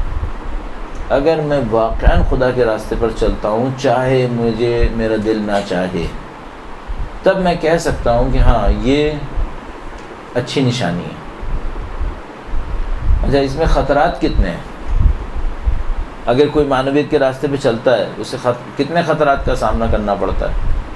کہہ سکتے ہیں خطرے ہی خطرے ہیں۔ کیوں؟ ممکن ہے شیطان کسی کو دولت دلا دے گمراہ کرنے کے لیے، کسی کو علم دلوا دے گمراہ کرنے کے لیے، کسی کو کوئی اس ٹائپ کا کمال دلوا دے گمراہ کرنے کے لیے۔ لیکن کیا شیطان انسان کو خدا کی محبت دے گا گمراہ کرنے کے لیے؟ نہیں، یہ نہیں ہوگا۔ خدا کی محبت خلوص سے ہی آئے گی۔ دکھاوے کی عبادت آ سکتی ہے گمراہ کرنے کے لیے، خدا کی محبت نہیں آ سکتی، یہ خلوص سے ہی آئے گی۔ بس یہ اصل ہے جو خطرے میں ہے، باقی سب کا کوئی مسئلہ نہیں ہے۔ باقی دولت ملی نہ ملی کوئی خطرناک بات نہیں ہے، بہت سارے فقیر تھے جو خدا کے بہت نزدیک تھے۔ باقی طاقت ملے یا نہ ملے وہ بھی کوئی معاملہ نہیں ہے، دنیا کی دیوی عزت ملے یا نہ ملے اس میں بھی کوئی ایشو نہیں ہے۔ حتیٰ میں کہوں گا علم ظاہری طور پر جس کو ہم لوگ علم کہتے ہیں، ملے یا نہ ملے اس کا بھی ایشو نہیں ہے، اگر خدا کی محبت ملتی رہے، اگر وہ ملتا رہے تو آپ کو جو اصل خطرہ لاحق ہے وہ یہیں پر ہے۔ اچھا، شیطان کیا کر سکتا ہے؟ شیطان یہ کرے گا کہ محبت کو ریپلیس کر کے اس کی جگہ پہ کوئی بھی چیز ڈال دے گا، وہ خوش رہے گا۔ جب تک میں اور آپ خدا کو نہ مانگیں شیطان دے گا، باقی سب دے دے گا، خدا نہیں دے گا۔ بس آپ کہیں گے شیطان دینے والا ہے کیا؟ مثلا بہکا سکتا ہے، دولت پہ خوش کر سکتا ہے، طاقت پہ، شہرت پہ، عزت پہ، ظاہری، لیکن خدا کی محبت یہ نہیں ملتی۔ تو دکھاوے کی بہت ساری چیزیں مل سکتی ہیں، آپ کو بہت زیادہ ہوشیار رہنا پڑتا ہے اس کے اندر، کہ کہیں ایسا نہ ہو کہ آپ کی زندگی، میری زندگی کسی غلط راستے پہ چلتی رہے، ہمیں پتہ ہی نہ چلے۔ تو ہمیں پتہ چلانے کے لیے کیا کرنا چاہیے؟ اپنے آپ کو خدا کی محبت سے آزماتے رہنا چاہیے۔ یہ کام میں نے خدا کے لیے کیا ہے، اپنے لیے کیا۔ اچھا، یہ بھی میں آپ کی خدمت میں عرض کرتا چلوں، ایک تھوڑی سی اور ظرافت ہے اس کام کے اندر۔ انسان پہلے دن خدا کی محبت سے دستبردار نہیں ہوتا، آہستہ آہستہ ہو جاتا، پہلے دن نہیں ہوتا۔ خدا نہ کرے نعوذ باللہ تعالی شیطان کو گمراہ کرنے کا پہلا موقع ملے تو خدا کو دشمن نہیں بنائے گا۔ اس کو پتہ ہے اگر میں اس میں ڈالوں گا تو یہ میری مخالفت کر لے گا، آہستہ آہستہ کرے گا۔ تو مثال کے طور پر پہلے مکروہات کے لیے تیار کرے گا تاکہ حرام کر سکے، پہلے مستحبات چھڑوائے گا تاکہ واجب ترک ہو سکے، پہلے چھوٹی مصلحتیں ضائع کروائے گا تاکہ خدا کے دین کے مقابلے کے لیے تیار کر سکے۔ چھوٹی چھوٹی چیزوں کو اہمیت دینی پڑے گی اس معاملے کے اندر۔ اگر آپ دیکھ رہے ہیں چھوٹی چھوٹی چیزیں خدا کی مقابلے میں چھوڑنا آسان ہے، اس کا مطلب ہے برا وقت آنے میں دیر نہیں لگے گی۔ آپ نے دیکھا یہ عرفا مکروہ بھی نہیں کرتے، کیا مکروہ کرنا گناہ ہے؟ نہیں، گناہ کو تو حرام کہتے ہیں ہم لوگ. تو یہ مکروہ کیوں نہیں کرتے؟ ان کو پتہ ہوتا ہے یہ پہلا اسٹیج ہے، آگے پوری لائن لگی ہوئی ہے. ایک مکروہ سے شروع کروائے گا، پھر دوسرا مکروہ، تیسرا نعوذ باللہ تعالیٰ، پھر حرام حرام حرام، اور آخر میں انکار دین، خدا کا انکار. اور وہ انکار بھی پہلے لفظ سے نہیں ہوگا، پہلے دل سے ہوگا، عمل سے ہوگا. تو آپ کو مجھے بہت ہوشیار ہونا پڑتا ہے کہ ایسا نہ ہو کہ ہم آہستہ آہستہ کمپرومائز کرتے ہوئے خدا کی مخالفت کی طرف جائیں. تو آپ بہتر یہ کہ اپنی زندگی کے لیے نشانیاں بنا دیں کہ مثال کے طور پر میں ان کاموں کو اندر اپنے آپ کو چیک کرتا رہا ہوں. مثلا کوئی زمانہ تھا میرے لیے اول وقت نماز پڑھنا بہت اہم تھا، اب کیوں نہیں ہے؟ اس کا مطلب ایک کمپرومائز شروع ہو گیا نا. کوئی وقت تھا اگر فلاں میری عبادت رہ جاتی تھی مجھے برا لگتا تھا، اب کیوں برا نہیں لگ رہا؟ اس کا مطلب ہے تھوڑا بہت کمپرومائز ہو گیا. تو آپ اس طرح اپنے آپ کو چیک کر سکتے ہیں کہ ہم لوگ کہاں جا رہے ہیں، آیا ہم صحیح راستے پہ جا رہے ہیں نہیں جا رہے ہیں. یہ بات بھی میں آپ کی خدمت میں عرض کروں، اس چیپٹر میں بہرحال بہت ساری چیزیں ہیں. شاید ہی کوئی انسان ہو جو اسٹریٹ گراف کی طرح خدا کی طرف بڑھتا ہو. شاید انبیاء، اولیاء، اوصیاء ایسے ہوتے ہوں گے. ہم انسان کیسے ہیں؟ اگر ہم اتنے لکی ہوں کہ ہم خدا کی طرف بڑھ رہے ہوں. ہم لوگ لہروں کی طرح بڑھتے ہیں، کبھی نیچے جاتے ہیں، کبھی اوپر آتے ہیں، پھر دوبارہ نیچے چلے گئے، پھر دوبارہ اوپر آ گئے. خوش قسمتی کیا ہو؟ دو لہروں کے اینڈ میں بہتر جگہ پر ہو. اور بدقسمتی کیا ہو کہ دو لہروں کے بعد نیچے جاؤ. اور خوش کس بات پہ ہوتے رہیں گے؟ دیکھو یہ کتنا اچھا وقت میں ابھی بھی کر رہا ہوں. یہ نہیں سوچا ہے جو کر رہا ہوں پھر نیچے بھی تو آ رہا ہوں، اس کا کیا ہوگا؟ آپ کو بہت ہوشیار رہنا پڑے گا. یہ تو نہیں ہوگا کہ آپ بالکل ایک سیدھی لہر کی طرح اوپر جانا شروع کر دیں، یہ سب نہیں ہوگا. آپ کو موجوں میں چلنا پڑے گا. لیکن یہ دیکھتے رہیے گا کہ ہر دفعہ ڈوبنے کے بعد آپ کسی اچھی جگہ پہ جائیں. پھر دوسرا مسئلہ یہ ڈوب کیوں رہے ہیں؟ خدا نہ کرے نعوذ باللہ تعالیٰ اگر کسی کی نماز قضا ہوتی ہے نا تو شیطان اس سے کہتا ہے اب آج کوئی اور کام نہیں کرو، کوئی اور نیکی نہیں کرو، مستحب دعائیں بھی مت پڑھو کیونکہ نماز قضا ہو گئی. ارے بھائی اس دن تو زیادہ پڑھے، کیا جی بلنڈر ہو گیا ہے. لیکن آپ دیکھیں گے کہ اس دن عبادتیں کرنا انتہائی سخت ہوگا. کیوں؟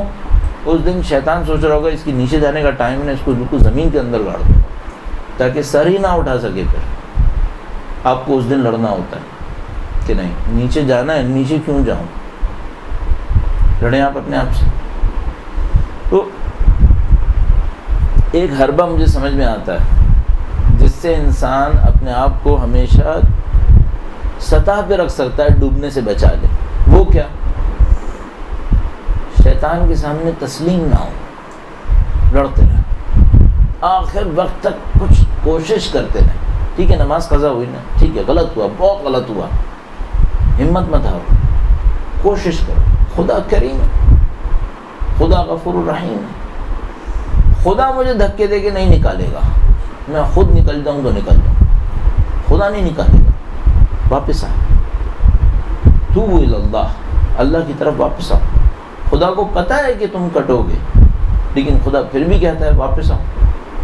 تو جو مجھے سمجھ میں آیا ہے ایک کام جو زندگی میں کرنے کا ہے وہ یہ ہے کہ آپ گھبرائیں نہیں، تسلیم نہ ہو شیطان کے سامنے. اور ایک اور اس کے ساتھ کہہ لیجیے گا کسی خوش فہمی میں بھی مبتلا نہ ہو.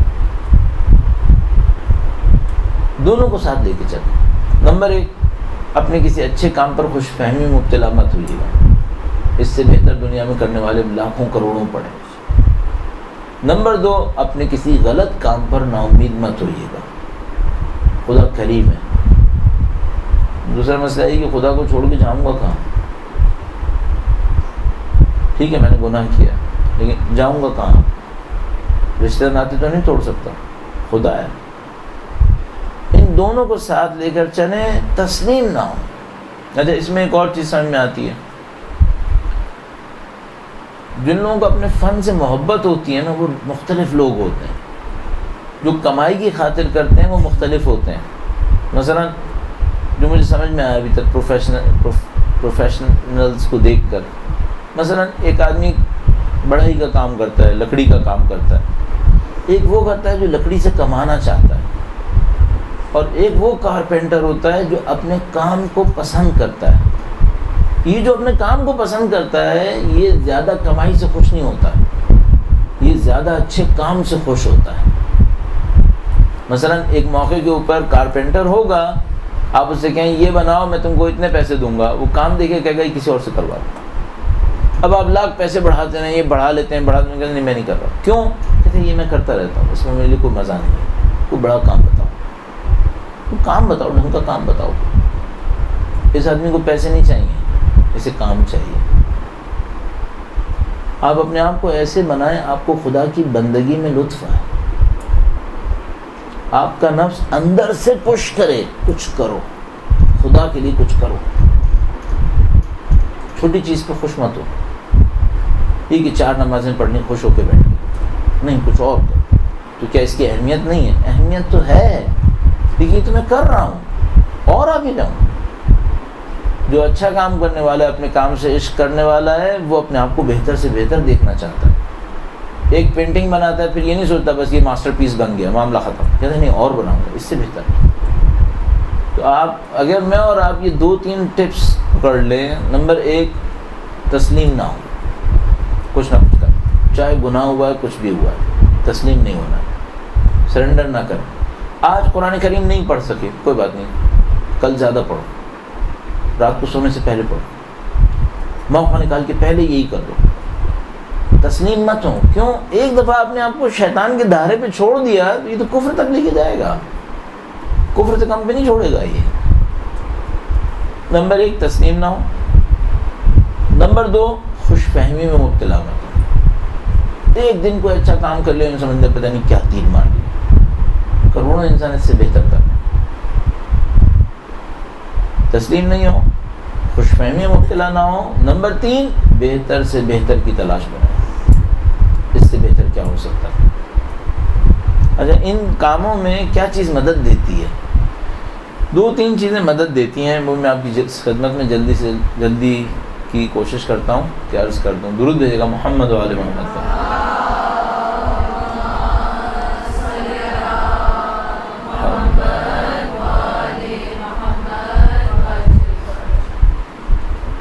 یہ بات ہوئی کہ ہم تسلیم نہ ہوں، یہ بات ہوئی کہ خوش فہمی میں مبتلا نہ ہوں، یہ بات ہوئی کہ ہم بہتر سے بہتر کرنے کی کوشش کریں کہ خدا کے راستے میں بہتر سے بہتر ہو جائیں۔ کیا چیز مدد دیتی ہے؟ کوشش کریں جو واقعی عرفاء ہیں ان کے احوال کو پڑھیں، یہ لوگ تھے کیسے، ہمیں سمجھ میں آنے لگتا ہے۔ دیکھیں ابھی خداوند متعال نے ہمیں بہت اچھے دور میں خلق کیا ہے، آج کے دور میں ان عرفاء کی زندگی سامنے آ رہی ہے، پہلے نہیں آتی تھی، پہلے لوگ چھپے رہتے تھے۔ یہ 25-30 سال میں 35 سال میں یہ کارنامہ ہوا ہے کہ یہ لوگ کھل کے سامنے آئے۔ آیت اللہ بہجت کے جیسے استاد تھے، ان کو لوگ عزت بھی نہیں دیتے تھے دنیا میں۔ حتیٰ ایک نسل پہلے اگر میں اور آپ ہوتے نا تو ہمیں یہ سب نہیں پتہ ہوتا۔ یہ تو پتہ نہیں اس نسل میں خدا متعال کیا کروانا چاہ رہا ہے جو ان لوگوں کو آشکار کیا ہے۔ اور یہ میں آپ کی خدمت میں عرض کرتا چلوں، 1987 میں جب میں نے آیت اللہ عظمہ بہجت کو پہلی دفعہ دیکھا، ان کے پیچھے نماز پڑھنے والے 20 بھی نہیں تھے، 20 آدمی بھی نہیں تھے۔ اس کا مطلب ہے یہ ابھی کچھ ہوا ہے کہ خدا نے ایک دم سے ان کو لوگوں کے سامنے ہائی لائٹ کر دیا۔ وہ دور افتادہ کونوں میں رہنے والوں کو بھی پتہ ہے بہجت کون ہے، پہلے خود میں رہنے والے نہیں جانتے تھے۔ تو آپ کو اور مجھے سوچنا پڑے گا یہاں پہ خدا کچھ کروانا چاہ رہا ہے۔ تو بہرحال ان کے احوال جتنا بھی اچھے لوگوں کے، سند امام خمینی کے احوال ہیں، آیت اللہ عظمہ بہجت ہیں، آیت اللہ عظمہ حسن زادہ عاملی، آیت اللہ حسن زادہ عاملی جو ابھی حیات ہیں، آیت اللہ جوادی عاملی ہیں، ان کی زندگیوں کو دیکھیں۔ آیت اللہ قاضی طباطبائی جو آیت اللہ بہجت کے استاد تھے، یا مثلا امام خمینی کے 2 استاد ہوتے تھے، مرزا جواد ملکی تبریزی اور آیت اللہ شاہ آبادی۔ تو آپ ان کے احوال پر تھوڑا سا غور کریں جتنا آپ کے لیے مل سکے۔ ظاہر اردو زبان میں لمٹس ہوں گی اس کی۔ آپ جب اور لوگوں کی قبور پہ جائیں تو ان کی قبروں پہ بھی چلے جائیں. مثلا آیت اللہ محمد حسین طباطبائی اس سلسلے کے ہیں. آیت اللہ قاضی طباطبائی کے شاگردوں میں آیت اللہ محمد حسین طباطبائی بھی تھے، جن کے شاگرد آیت اللہ مطہری تھے. تو تھوڑا سا ان کے احوال سے جان پہچان کریں. ان کے احوال کو جان پہچان کرنے میں خطرہ یہ ہوتا ہے کہ لوگ ایک ٹائپ کی فینٹیسی میں چلے جاتے ہیں. دعا پڑھ لو، یہ ہو جائے گا، یہ ہو جائے گا. پھر میں آپ کی خدمت میں عرض کروں، پھر آپ کے ذہن میں پہلے سے کلیئر ہو کہ یہ سب چیزیں نہیں چاہیے، مجھے اللہ کی بندگی چاہیے. انہوں نے بندگی سے حاصل کیا ہے سب کچھ. اور میں نے آپ کی خدمت میں ایک پوائنٹ بھی عرض کیا تھا کہ ان لوگوں نے شاید ثواب کما کے یہ سب نہیں کمایا ہے عبادت کر کے، بلکہ گناہ ترک کر کے یہ سب کچھ کمایا ہے. یہ ان کا بہت بڑا کی پوائنٹ ہے ان لوگوں کا کہ یہ لوگ گناہ نہیں کرتے. اور کسی گناہ کے موقع پر جس گناہ کی بہت خواہش ہو، سب سے خطرناک گناہ کون سا ہے؟ جس کی بڑی خواہش ہو اور کوئی دیکھنے والا نہ ہو. سب سے مصیبت کا گناہ وہ ہے جس کی خواہش شدید ہو اور کوئی دیکھنے والا بھی سوائے خدا کے نہ ہو.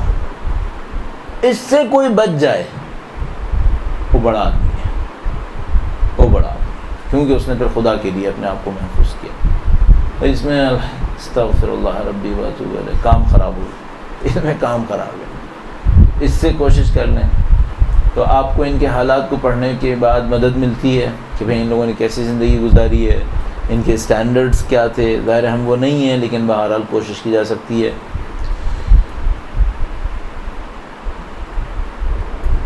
اہل بیت اطہار علیہ السلام کے حضور تواضع دکھانا بہت اہم ہے. اللہم صلی اللہ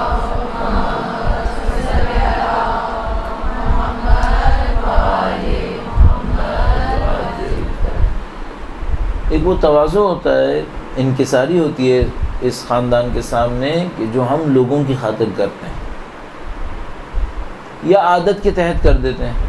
مثال کے طور پر تقریباً ہماری سوسائٹی میں عادت بن گئی ہے کہ ہم درود بھیجیں گے.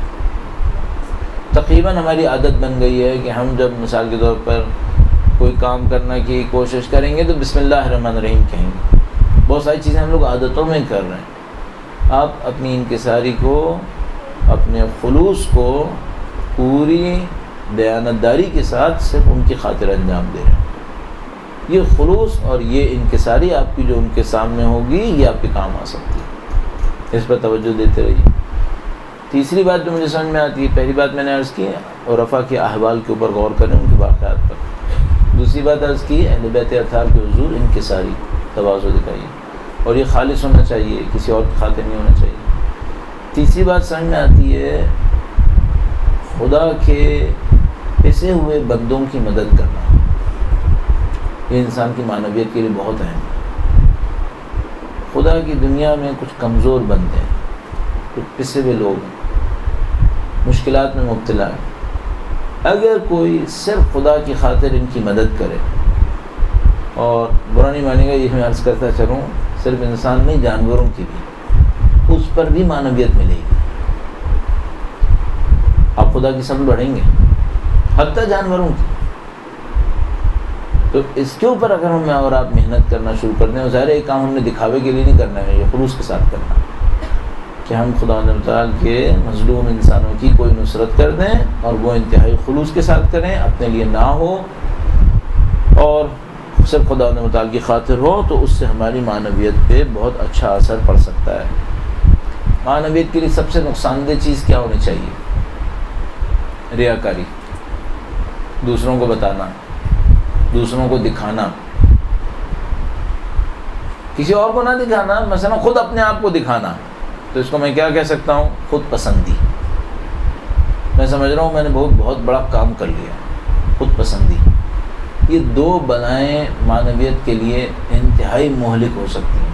ایک ریاکاری، دوسرا خود پسندی. تو جس کو معنویت چاہیے ہو، اللہ کی طرف سفر کرنے کا ارادہ کر رہا ہو، اس کو چاہیے ہوگا کہ ریاکاری اور خود پسندی سے، خود پسندی کا مطلب کیا ہوتا ہے؟ اپنے آپ کو پسند کرنا. میں نے اچھا کیا، یہ فیلنگ اپنے اندر ڈالتے رہنا میں بالکل صحیح ہوں، میں سب سے بہتر ہوں، یہ سب غلط ہوگا. جہالت بہت بڑی مصیبت ہے. جو میں نے پہلا پوائنٹ آپ کی خدمت میں عرض کیا تھا، کائنات کو پہچاننے کی کوشش کریں. کچھ لوگ نہیں پہچان پائیں گے، کچھ کاموں کو کرنے کے بعد دین کے لیے اور زیادہ نقصان دہ بن جائیں گے۔ پہچاننے کی کوشش کریں اور آگے بڑھنے کی کوشش کریں۔ ایک آخری بات اور عرض کروں، پھر اگر آپ نے کچھ فرمانا تو آپ فرمائیے گا۔ وہ یہ ہے کہ شاید جہالت بہت بڑی مصیبت ہے، نادانی بہت بڑی مصیبت ہے، لیکن مکاری اس سے بڑھ کر مصیبت ہے۔ اگر انسان مکاری نہ کرے تو تمام تر جہالت کے باوجود خدا اس کو سنبھال لے گا۔ مکاری نہ کرے، سچائی کے ساتھ کام کرے، خدا غلطیوں کو بھی سنبھال لیتا ہے، جہالت کا بھی علاج کر دیتا ہے، لیکن مکاری کے ساتھ پھر کچھ نہیں ہو سکتا۔ خدا کے ساتھ دغا بازی نہ کرے، خدا کے ساتھ چال بازی نہیں کرے، کر بھی نہیں پائے گا، لیکن صرف اپنا نقصان ہوگا۔ تو مثال کے طور پر اگر کوئی کہے کہ میرے پاس علم نہیں ہے، میرے پاس جہالت ہے، نعوذ باللہ تعالیٰ، میں کیا کروں؟ تو میں سے کہوں گا خلوص کے ساتھ اللہ کی خاطر کرو، خدا سب سنبھال لے گا۔ بندگی صحیح ہو، فنڈامنٹل بندگی، تو خدا سب کے لیے کچھ نہ کچھ کمپنسیشن کر دیتا ہے، خود سکھا دے گا۔ کوئی کہتا ہے ہم لوگ اگر فلاں جگہ پہ ہوتے نا تو ہم پتہ نہیں اہل علم ہوتے۔ ہدایت دینا خدا کا کام ہے، اگر میں ہدایت لینے کے لیے تیار ہوں تو خدا مجھے نہیں معلوم انٹارکٹیکا میں بھی دے دے گا، بحر قطب جنوبی میں بھی دے دے گا۔ خدا کے لیے ہدایت تو خدا نے دینی، تو اگر میں نے اپنے آپ کو ہدایت کے لیے تیار کیا تو خدا ہدایت دے دے گا۔ تو آپ یہ نہیں سوچے گا جو ہمارے یہاں ہم لوگ جو یہاں پہ ایسے ملکوں میں رہنے والے ہوتے ہیں، ہم لوگ یہ سوچ رہے ہوتے ہیں اگر میں ایران میں ہوتا نا تو میری معنویت پتہ نہیں کیا ہوتی۔ بڑے بڑے اہل بیت کے ساتھ رہنے والے بھی ان کے بدترین دشمن بنے رہے، تو زمین کی کیا بات کر رہے ہیں؟ شخصیتوں کے ساتھ رہنے والے ان کے دشمن رہیں، تو فزیکلی آپ کہاں تھے اس سے اتنا فرق نہیں پڑے گا، لیکن زیارت کے لیے ظاہر جائیں، آپ اس جگہ کی معنویت کو کسب کریں، لیکن اپنے آپ کو تیار کرتے ہوئے اس کے ساتھ جائیں۔ بارہ اگر آپ میں سے کسی نے کوئی بات کہنی ہو تو آپ ارشاد فرمائیے گا، جو پہلے سے موجود ہے میں اس سے شروع کرتا ہوں۔ درود بھیجے گا محمد و آل محمد۔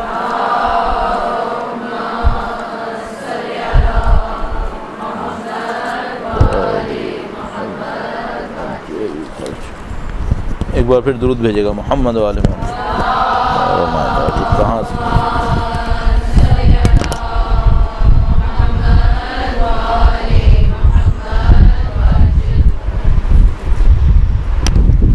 سوال آپ کی خدمت میں عرض کرتا ہوں۔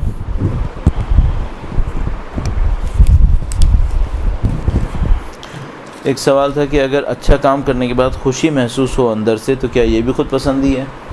بہت سارے سوالات ایسے ہوتے ہیں جس کا جواب سوال کرنے والے کو بھی پتہ ہوتا ہے، لیکن ایک ٹائپ آف اٹیسٹیشن کہ ایک دفعہ تائید ہو جائے، ظاہر ہے کہ خود پسندی نہیں ہے، لیکن اگر اپنے آپ کو بہت پسند کرنے لگے وہ خود پسندی ہے۔ اچھا کام کیا، اگر میں نے کسی مظلوم کے کام آیا تو اور مجھے اچھا لگا کہ میں کسی مظلوم کے کام آیا، یہ تو برا نہیں ہے، لیکن میں کسی مظلوم کے کام آیا اور چار لوگوں نے مجھے تعریف کی اور میں مکس کر گیا کہ میں کام کر کے خوش ہوں یا تعریف سن کے خوش ہوں، ہاں یہ پرابلم ہے، یہاں پرابلم صحیح ہے۔ بس میں چار لوگوں کے ایک بندے کے کام آیا، کسی نے نہیں دیکھا، میں نے صرف خدا کے لیے کیا اور میں خوش ہوں، بہت اچھی بات ہے۔ میں کسی بندے کے کام آیا، کسی نے نہیں دیکھا، لیکن میرا دل چاہ رہا ہے کاش کوئی دیکھ لیتا، یہ گڑبڑ ہے۔ میں کسی کے کام آیا، کچھ لوگوں نے دیکھا اور میں خوش ہوں کہ انہوں نے دیکھا، یہ بھی گڑبڑ ہے۔ میں کسی کے کام آیا، کچھ لوگوں نے دیکھا لیکن مجھے کوئی پرواہ نہیں کہ کسی نے دیکھا یا نہیں دیکھا، میں اس بات کو خوش ہوں کہ میں کسی کے کام آیا، ہاں یہ ٹھیک ہے، اس میں کوئی پرابلم نہیں ہے۔ تو ہمیں ہوشیار رہنا پڑے گا کہ میں خوش کیوں ہوں، بندوں کی خاطر خوش ہوں کہ وہ خوش ہیں، وہ مجھے اچھا کہہ رہے ہیں، یا اپنے خدا کی خاطر خوش ہوں۔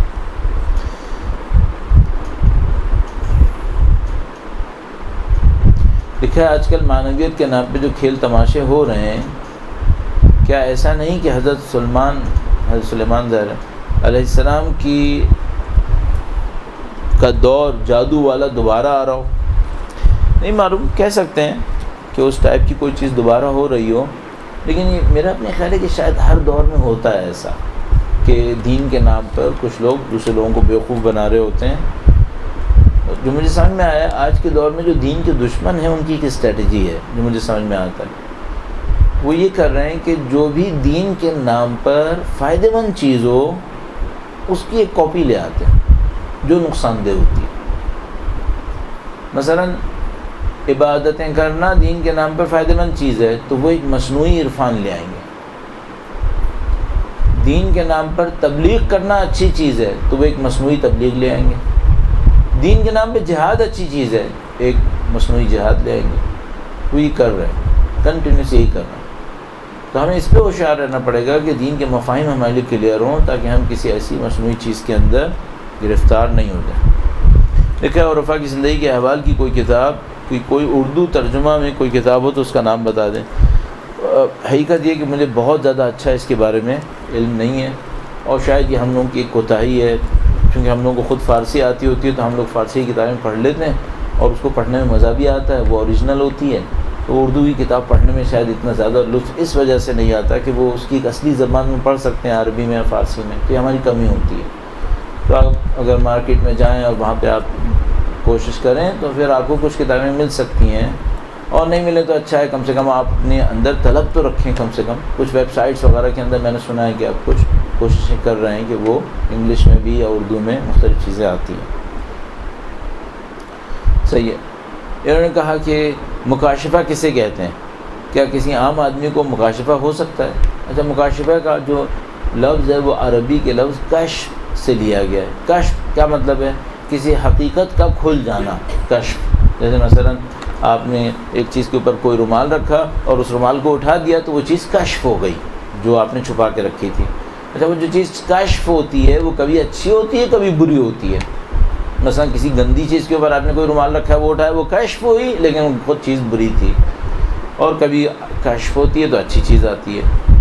یہ جو مکاشفہ ہونا ہوتا ہے اس کے نتیجے میں ہمیشہ مکاشفہ ہونے والے کو یہ پتہ چلتا ہے کہ وہ اچھا آدمی ہے؟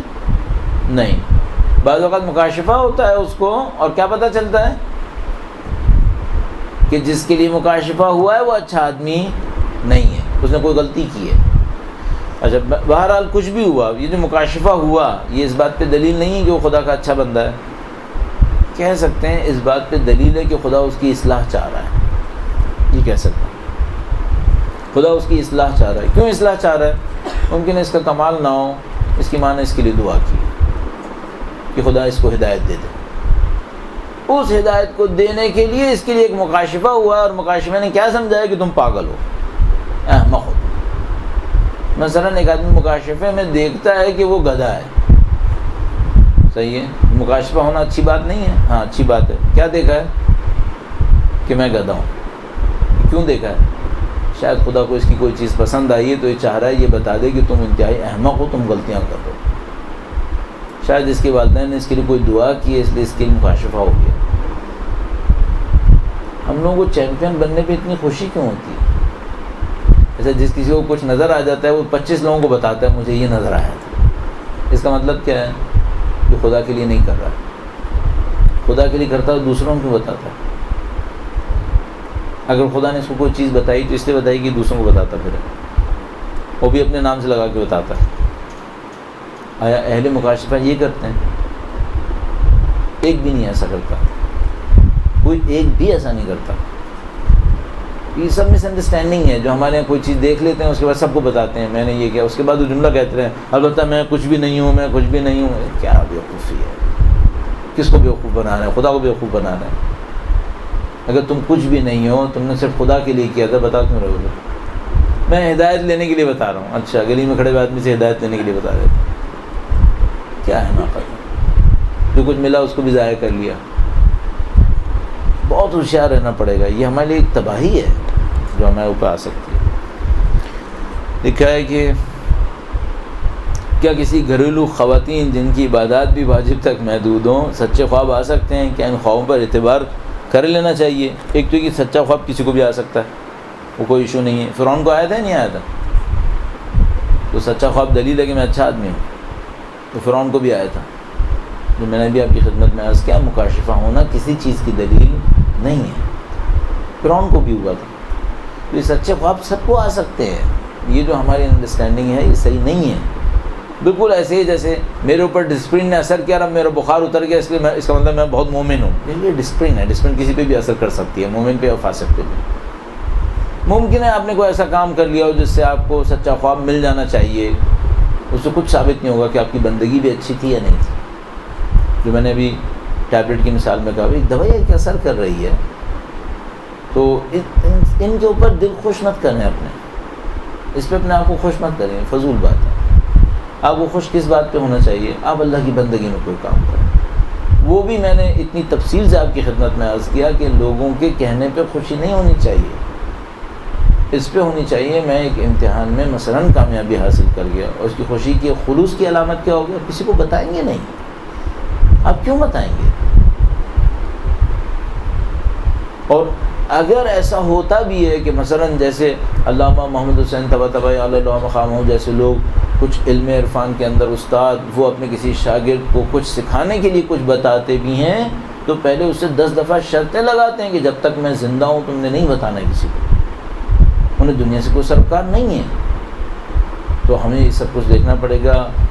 اور ہمیں آخری بات اس سلسلے میں عرض کروں گا، ہم لوگ کہہ سکتے ہیں کہ دینداری کے ابھی تھوڑا سا سطحی مرحلے میں ہیں، آہستہ آہستہ ہم لوگ بڑھ رہے ہیں، الحمدللہ رب العالمین بہتری آ رہی ہے، اور اس میں ہمیں اور آپ کو کوشش کرنی ہوگی۔ معنویت اور روحانیت میں کیا فرق ہے؟ تقریباً ایک ہی جیسے ہیں۔ دیکھیے معنویت کا مطلب کیا ہوا؟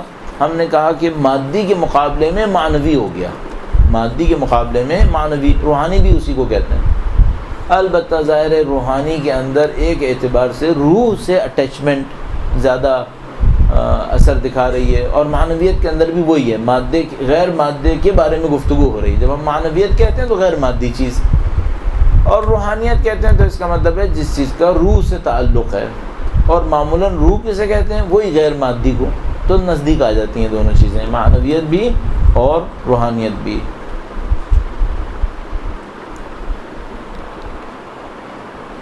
لکھا ہے ہر کام میں ریاکاری سے کس طرح دوری اختیار کر سکتے ہیں۔ اب یہ تو ظاہر ہے ہر آدمی کا اپنا ایک تجربہ ہو سکتا ہے، لیکن کم سے کم یہ ہو کہ اگر آپ کے لیے چیزیں کلیئر ہوں کہ اگر میں ریاکاری کروں تو کیوں کروں، کیا نقصان ہوگا۔ تو عائض اللہ بہجت نے ایک جگہ فرمایا، کہنے گے کہ اگر کسی کو ریاکاری کرنی ہے، اچھا ریاکاری انسان کیوں کرتا ہے؟ میں فلاں کو دکھاؤں گا، اچھا دکھاؤں گا تو کیا ہوگا؟ اس سے مجھے کچھ ملے گا، وہ میرا احترام کرے گا، وہ مجھے یہ دے دے گا، کچھ نہیں، مثلا مجھے اچھا لگے گا کہ کوئی مجھے بڑا سمجھ رہا ہے۔ تو انہوں نے بہت اچھا جملہ ایک لکھا، انہوں نے فرمایا اگر کسی کو ریاکاری کرنی ہے تو خدا کے لیے کرے۔ بھئی میں اس کے لیے ریاکاری کر رہا ہوں تاکہ یہ بہت پاورفل آدمی ہے، میرے کام آئے گا، تو خدا کے لیے کرو، سب سے زیادہ پاورفل تو وہ ہے۔ اچھا میں ریاکاری کروں اس کے لیے تاکہ یہ 4 لوگوں کے درمیان میری تعریف کرے گا، تو یہ تو 4 لوگوں کے درمیان کرے گا، خدا پوری کائنات میں کرے گا، خدا کے لیے کرو۔ میں اس آدمی کے لیے ریاکاری کروں، یہ مشکل میں میرے کام آئے گا، سب سے زیادہ مشکل میں تو خدا کام آئے گا۔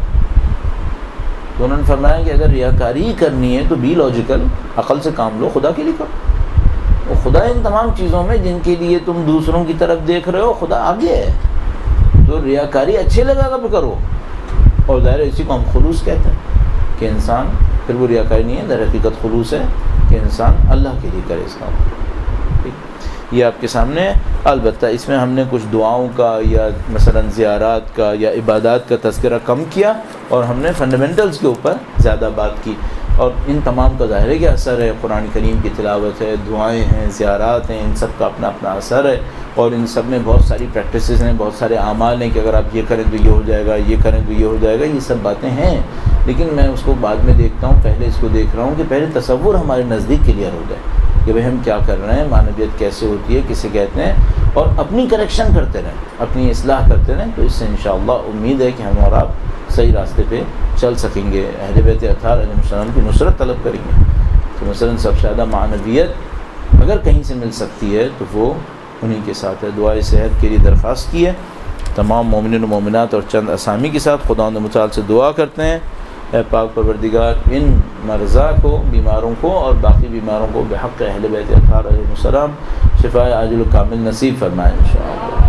وقت کے امام کے ظہور کی تعجیل کے لیے درود بھیجیں محمد و آل محمد کے.